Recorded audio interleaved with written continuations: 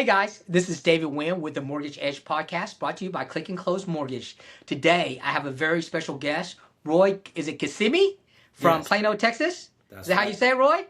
Yes, Roy Ghassemi. Hey Roy, How welcome are to you, the show. David? How you doing on this good day? Was it Wednesday, Yes, December the 10th, 15 yes, days till Christmas? exactly. Keeping Well, busy. Everything I going know, well. right? Well, How are you I've been doing? trying to get a hold of you. You're a hard man to rattle down and get because of all the things you do. Well, let's talk about while we're here. You're real estate. The biggest thing is you're a realtor, but you do more than just real estate. You have a PhD in psychology. You have a building company. You do also. You're a mediator. You do all that stuff. But let's talk about real estate first. How long have you been a realtor? About 29 years since 96. 96. That's a long time, Roy. That's a lot of houses that you've helped people get into, right? That's right. That's awesome. So where do you mostly work out of? Mostly in Area. North Dallas and Plano area. North Dallas, Plano, Frisco, McKinney, Allen. That's the area that we concentrate in. And most of my clients have always been in from that area. Gotcha, gotcha. Well, let's talk about, again, I kind of checked the mark of all the different things that you do. Let's talk about all the different things that you do. First of all, let's talk about your PhD in psychology. How is a PhD in psychology turned to real estate? Yeah. What? Let's talk about all this stuff. Let's talk Sure. about that. Sure. Just give you a brief background. I started real estate in 96, and after doing real estate, for my free time, I wanted to just study and go after a field, and psychology was the ideal field to get in, especially the first part of it, which my master's was in negotiation. So I started with negotiation, which was very much related to real estate because real estate is about negotiation all the time. And then from that part, in order to get a PhD, I picked family psychology because I had a feeling that's going to help my business as well. Because most of the time, if you really look deep into it, you have to have a family and a family balance to be a good purchaser or a good client. Many times when you have a family that you deal with, they have issues between them or misunderstandings or misperception of the market or what they're telling each other. But having the background, it just gave me more information to deal with people and make it much easier to deal with it. I never really went after getting my degrees to work as a psychologist, for example, but negotiation was always helpful to me, and PhD just gave me a little more depth with dealing with people. Well, that's what I was going to ask you. What came first, the real estate or the PhD? So Real obviously the estate, PhD real came estate. second. Yeah, real So estate. Yeah. real estate's your primary business. That's been your first love. So let's talk about how that led to your PhD, and now you've moved into a mediator role, also, right? For the Yes. courts. How long have Yeah. you been a mediator? I've been a mediator since 2004. So That's a long time. about, yes, 21 years, but I didn't really practice it regularly until about 5 or 6 years ago. I was mostly doing a lot of volunteer work for City of Dallas Dispute Center, and also SMU had a part that mediated and had volunteer mediators work for them. So about 10 or 15 years of it was volunteer work for City of Dallas and SMU. And then about 5, 6 years ago, I started getting my own business and having more of civil disputes and family disputes, insurance disputes that I deal with, which is, to me, negotiation with mediation and negotiation with real estate is not that far apart. It's all about negotiation. That's awesome. And then let's go to the last pillar of your business, but you also a builder, right? You build That's houses right. in the area. That's right. Well, You are they know, custom homes? What are they? How do you decide what houses you're going to build? The specs? the way I got started with construction was early on in real estate business. I realized that if you're only doing real estate, you can rely on business all the time because you have the economy going up and everything's great, so everybody's buying. Then the economy goes down, nobody's buying. Or you try to sell as much as you can, but you're not going to sell as much. Therefore, being in real estate, if you can have a business that is related, such as construction, that can always keep you busy. So I started buying small houses and apartments and remodeling them and selling them next to my business. Gradually, I got into building new construction in North Dallas and Preston Hollow area. So that not only gave me a lot of knowledge, but also it's all about being more comfortable with what you do. You know, nobody likes to deal with an agent that is in a rush or has a sense of urgency to make money from every transaction. But if you have a backup plan in your life to make money from other sources, such as remodeling or new construction, it just gives you a little more patience. You feel much better about the business, you have more knowledge, and your clients feel better dealing with you because they don't just go look at a house with a realtor that only knows about telling you about the good points of the house and selling the house. You deal with somebody that knows about the structure, knows about the foundation, knows about the soil of each area in Dallas. That's one of the most important things maybe that I gained from this construction business, which my clients also benefit from. I always tell them, you know, where you buy the house, it's very important to know where that land is located. Is there any rivers or lakes close to it? Is there any wooded area? How is the slope? What kind of soil was there? Was that just a flat land that they built on, or was it a landfill that they built on? So these factors are very important just to begin with when you start looking at houses, and that construction side then kicks in after you go into the house and you talk about the structure itself, you talk about the cost of construction for ceilings that is 10-foot ceiling versus 12-foot ceilings versus 8-foot ceilings. So when they realize the information that they can receive from the realtors, which is not limited to just selling the house and making that transaction, it just gives them some level of comfort to come back and deal with me again. And also it gives me a level of comfort to not have to market too much or run after business all the time, because I know the word of mouth and the referrals always bring me business. That's awesome, Roy. So are you still flipping houses or what? Yes, in this market? Yes. Okay. Yes. So let's talk about this market, Mister. Been in the business 30+ years. What do you think about this market we're in today? I mean, what people don't understand is 2025 was better than 2024, right? In real estate, but it seemed like the economy and everything made the woe is me, the doom and gloom of people out there. What are you seeing out there in real estate? One thing that I see a lot is the listings are sitting. The people aren't, the listings are sitting for 60 to 120 days, as opposed to it's definitely a buyer's market. So let's talk a little bit about that. What are you seeing? Sure. First of all, I think the time we're in right now, which is obviously it's low unpredictable for everybody. It's a cycle that we have to go through because in our area, in DFW area, the prices went up almost 100% over a period of 5-6 years. Yeah. So it couldn't continue going up. It continued going up, nobody can buy houses, It would be something that everybody had to move out of the neighborhoods because not only the prices, taxes would go up, the insurance goes up, and the taxes go up. So the ordinary resident of Plano or North Dallas that was paying maybe $3,000 a month to live in a $400,000 house, if the price of the house goes up to $800,000, the taxes go up, the insurance goes up, so they can't live there anymore. Therefore, there has to always be some kind of adjustment. This adjustment usually is the best time for the long-term investors or even the first-time buyer that wants to buy a good deal to buy their houses. So if you look at real estate as portions of 1 or 2 years, you always get stuck with how is the market, should I buy, should I not buy?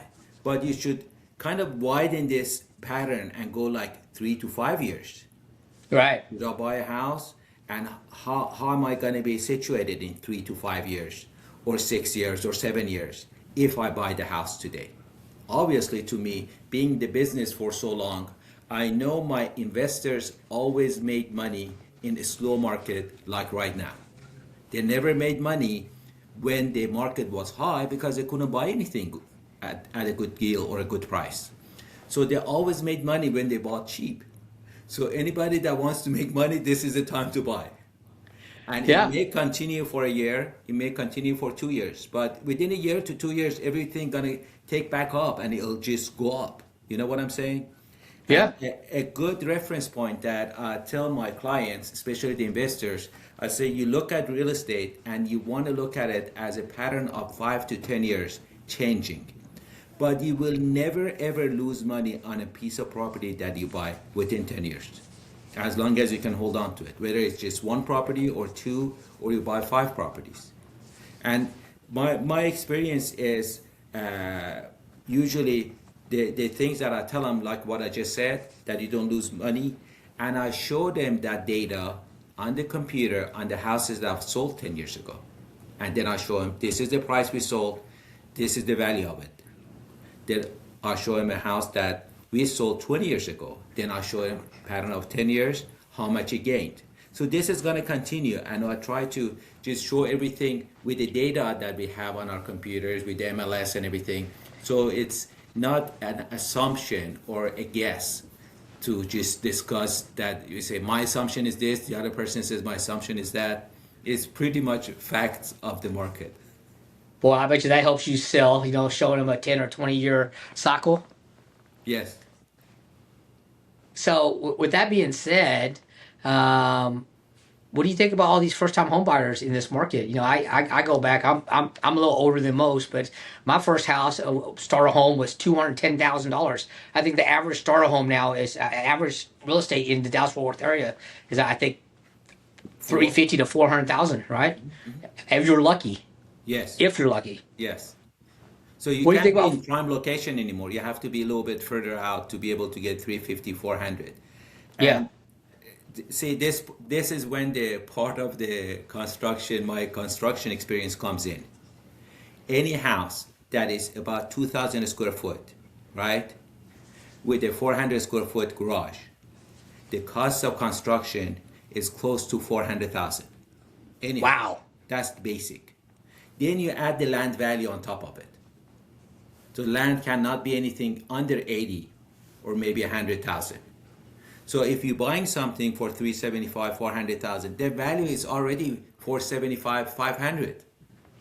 You're buying a good deal. You're buying it from the builder that is building thousands of houses, and they can afford doing that. They bought the land so many years ago, and it cost them maybe 5 or 8,000. And the construction material is so much less for them because they're building thousands of houses. So if the new buyer, the first-time buyer, is buying something for 400,000 right now, they're still getting a good deal because of the way market of construction is moving. You can't stop the prices of lumber going up, or the windows, or the plumbings, or everything else that you have in a house. That's awesome. Well, Roy, let's get back to real estate. How do you get your customers? How they find you? Are you because I know you're all word of mouth. It's all referrals, right? So like I said, I have enough information to give people to make sure after the first visit, even if I don't sign a buyer representation agreement with them, they know they lose money if they don't use me. They either lose money or they lose the knowledge of purchasing a house in good quality and good neighborhood in DFW. Because they say, well, the guy lived here 40 something years. He's been in the business for close to 30 years. And he knows so much about this construction and the land and where the property is located. So if I don't deal with this guy and I go deal with the next guy, how many realtors have the same ability to offer that to me? So that value helps my clients come back and make sure they tell their friends, their brothers and sisters and neighbors. And most of the time it gets a little overwhelming for us. And that's why I have to work with a couple other realtors to kind of refer the deals that I can't get to on a weekly basis. That's awesome, Roy. You're so busy. You got to refer out your business. How do you not have a team, Roy? How do I know how? How come you don't have a team, or do you have a team? Oh no, no, I don't have a direct team to manage because if I had a team, then I had to give that team 100% of my time and myself.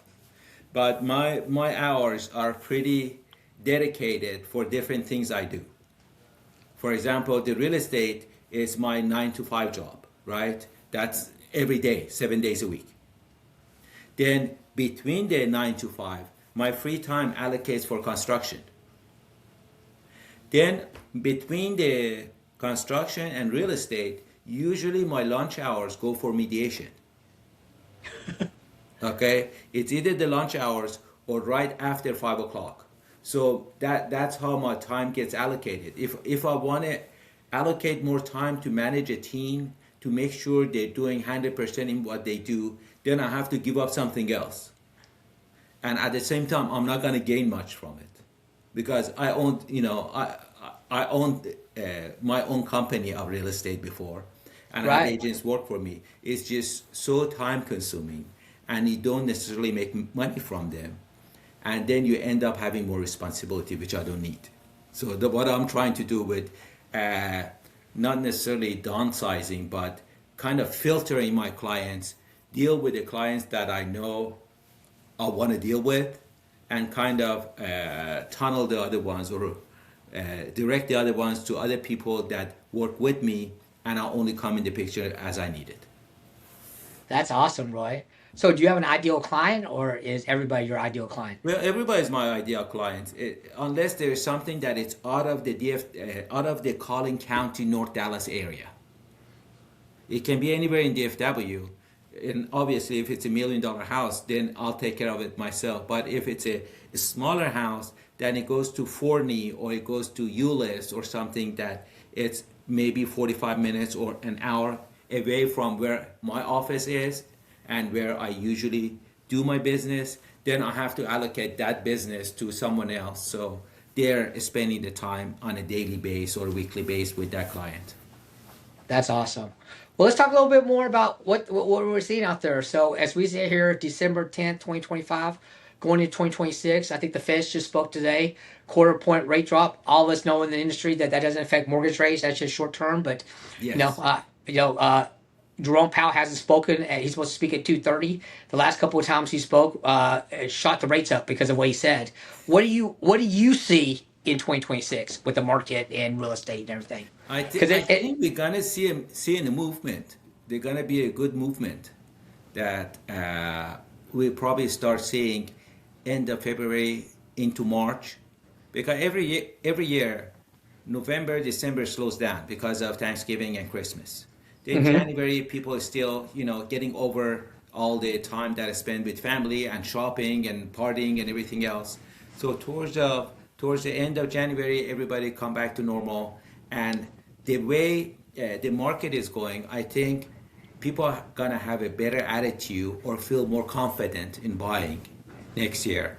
So hopefully we're gonna have a better market. I think it's gonna be better next year. I think so too. Again, I say this all the time. Trump's out there trying to fix the economy with tariffs and stuff like that. Well, real estate is a big pillar of the economy. So something's got to give at a certain point. I think we've had 3 or 4 years since really the end of 2022 of compression. But this is, to me, I think this is a normal market cycle. I Rates where think so. there are I think normal. I think so. We just have an affordability problem, I think, right now. But we'll see. I think the future is very bright. What do you tell the people out there that are looking to buy right now? I tell people now's the time to buy. Don't wait. Well, like I told you in the beginning, if it's a good time for investors to buy, it is good Good. time for ordinary people to buy as well. And another indicator was when they reduced the rates 3 months ago, 4 months ago, I think it was in September or something, Yep. and October. markets start picking up. That usually market slows down after the school opens, right? When the school open, end of August and beginning of September, market slows down. But since the rate went down, our business picked up. So you could tell that everything's getting healthy again. Then you get close to Halloween and Thanksgiving, and this is a cycle of any market, any year, that people slow slow down in buying and moving. Nobody wants to move during, Christmas. So that trend, I think, is going to continue into March. We just have to go through this slow phase that we go every year, regardless. Well, I agree, Roy. Well, it's been a pleasure having you here Same here. today. I know you have a ton of people you got to go visit. Again, it's almost you may have to go to your second job now. But what should we have talked about that we did talk about? Is there anything that we should have talked about? I think we covered everything. I just want to just mention again that you can't look at real estate as something you just buy like shoes or suit or something. Real estate, that it's something that you buy, whether you like it or not. It's an investment. It's the biggest asset. If you have one house, it's the biggest asset you have. If you have multiple houses, it's one of the biggest assets you have.